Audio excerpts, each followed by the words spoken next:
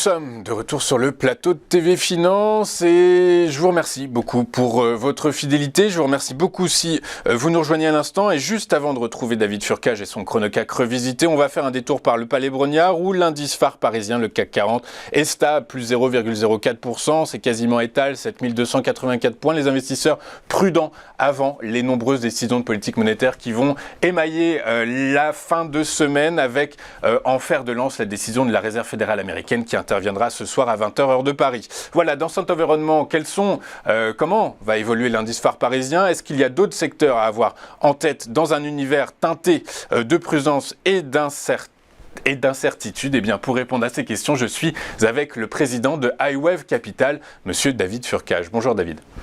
Bonjour, comment allez-vous ? Bonjour, merci David d'être avec nous ce matin. Vous êtes donc président de iWave Capital et avec vous, on va donc ouvrir ce chronoCAC Made in iWave Capital par une habitude que l'on a et que nos téléspectateurs ont, c'est un commentaire sur l'ouverture de la séance à Paris, une ouverture de séance qui est conforme à ce que l'on vit depuis de nombreux mois, c'est-à-dire l'incertitude, de la prudence.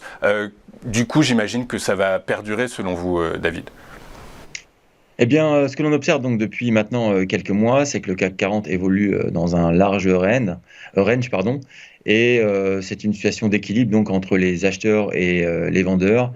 Il n'y a pas de situation particulière pour le moment à attendre tant que le CAC 40 reste circonscrit entre la borne basse et la borne hausse. Et c'est ce que l'on observe également à la fois donc, en fréquence journalière et horaire.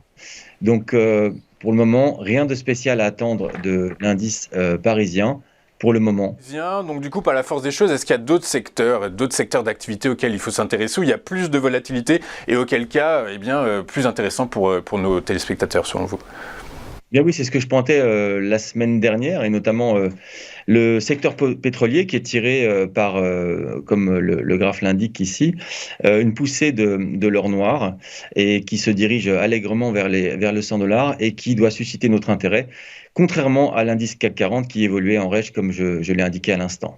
Très clair. Selon vous, est-ce que alors c'est l'épine dans le pied des banques centrales et notamment de la Fed, ce pétrole, que certains analystes voient atteindre les 100 $ d'ici peu de temps, dans cet environnement teinté de doute quant à la demande mondiale, la demande chinoise qui a du mal à reprendre notamment. Est-ce que les 100 $, selon vous, David, c'est un objectif théorique réaliste?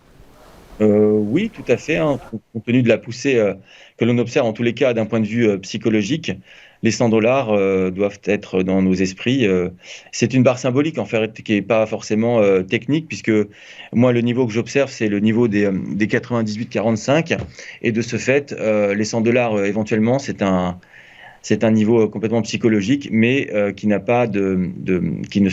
se matérialise pas concrètement dans le graphique que vous avez sous les yeux, en tous les cas. Mais entre 98,45 et 100, on ne va pas pinailler, on n'est pas très loin. Ok, alors qui ne se matérialise pas concrètement dans le graphique. Ceci étant, ça va se matérialiser concrètement dans les comptes des majors, des pétrolières et parapétrolières. Du coup, est-ce qu'il y a des valeurs, des actions, des titres de pétrolières et parapétrolières qui pourraient profiter de cette hausse, selon vous?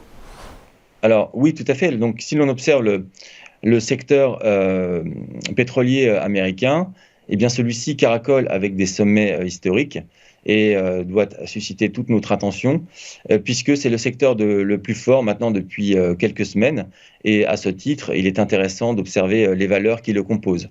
Donc le graphique que vous avez sous les yeux représente donc justement le secteur pétrolier, avec en dessous le ratio secteur pétrolier sur indice SP américain. En d'autres termes, la force relative.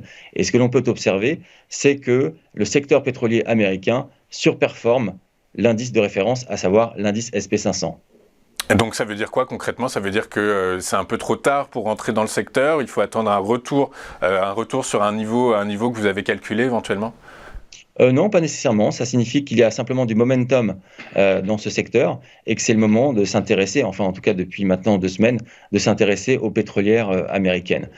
À ce titre, j'ai souhaité vous montrer L'une d'entre elles, qui constitue la plus forte capitalisation boursière du secteur pétrolier américain, qui est le titre ExxonMobil, qui caracole avec ses plus hauts historiques, qui a ouvert un gap haussier récemment, c'est-à-dire il y a quelques semaines. Et j'ai également, sous le graphique, voulu vous montrer également le ratio ExxonMobil sur le secteur lui-même, et non pas le SP500.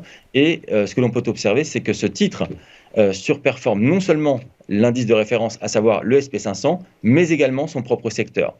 Et il peut être intéressant donc de suivre ce titre, pas de l'acheter sur les niveaux actuels, puisque pour l'instant le titre a trop progressé, mais en cas de pullback vers, par exemple, vers la borne d'haute du gap, ça pourrait être un achat à bon compte pour viser à nouveau les plus hauts historiques. Ok, très clair. Bah, écoutez, je vous remercie beaucoup, David, pour votre analyse, pour votre œil et pour ce CAC 40, ce chrono-CAC revisité à la sauce Made in iWave Capital.